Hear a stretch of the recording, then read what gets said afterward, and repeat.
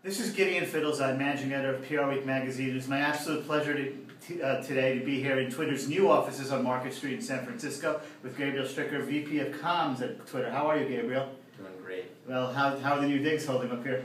As you can see, it's a really beautiful space. We've only been here just for not even 2 weeks now, but it's beautiful. We're really settling in nicely. Very exciting. In fact, you're pretty new to Twitter as well. Yeah. You've only been in your position for about a little bit, 2.5 months or so? That's right. And how's it been going so far? It's been amazing. It's been amazing. You know, Twitter is growing at a pretty astounding pace, and so is our team. And that's been, I think, probably the biggest and most exciting part of it, is just continuing to build out our team, mostly globally, but here domestically too. And what are some of the lessons, if you will, that you took over from your time at Google that you've been able to incorporate here thus far? You know, I had tweeted this when I started, that I really had felt like both Google and now Twitter too are more than companies, that they're genuinely movements. And I think that there are a lot of similarities in that respect, in terms of the mission, in terms of the culture and the values of the company and the companies, both of them.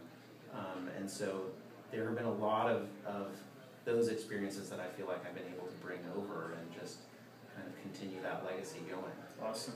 Yeah. And you guys have a new logo. We do. And it's really pretty cool. Yeah. Could you describe a little bit about what the thinking was behind it and what you were hoping the new logo would tell people about the company? You know, one of the most significant parts of the new logo really is the disappearance of, you'll see various buttons on the web for Twitter, and sometimes you would see a T in some form, or sometimes you'd see the full Twitter written out.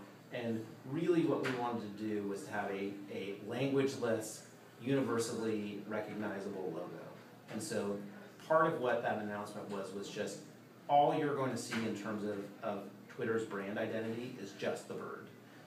And then in terms of the change in the bird itself, we wanted to have this uplifting, beautiful, high-flying, and simple bird. And so the anatomy of the bird, if you will, was really just, if we could use 3 sizes of circles and 3 sizes of circles alone, could we come up with this beautifully designed bird, and that's what we got. Well, yeah, it certainly seems that way. It's a beautiful new logo, I must say. People seem to love it. Yeah, I do too, and probably taking more than 140 characters to tell you how much I liked it, but that's for another time. In the 2.5 months that you've been here, what would you say has been your greatest accomplishment in terms of what you brought into the communications function? And part B to that question, what do you hope to do, say, in the next 3 to 6 months to really change the way communications is done here at Twitter? Well, I really wouldn't describe it in terms of changes to the communication function. Okay. Really, it's being able to oversee and preside over just some amazing innovation.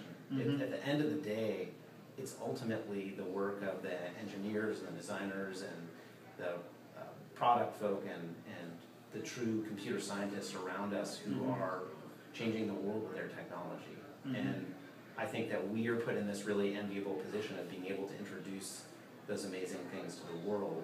And so I would say, just in the short time that I've been here, there have been a number of things.